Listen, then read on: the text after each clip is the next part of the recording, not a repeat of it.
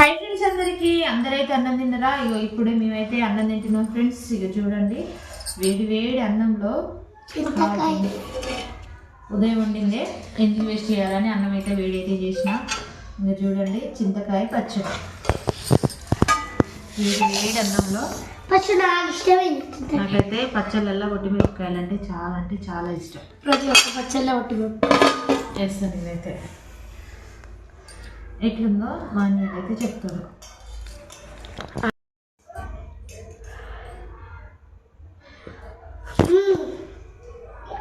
ఎట్లుంది? చాలా బాగుంది, అసలు బాగుంటుంది. అసలుకి ఇప్పుడే తెంచుకొచ్చిన చింతకాయలు కదా, బతుకు.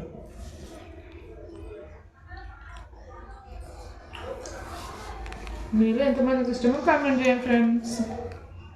మీరందరూ అన్నం తినరా లేదా కామెంట్ చేయండి.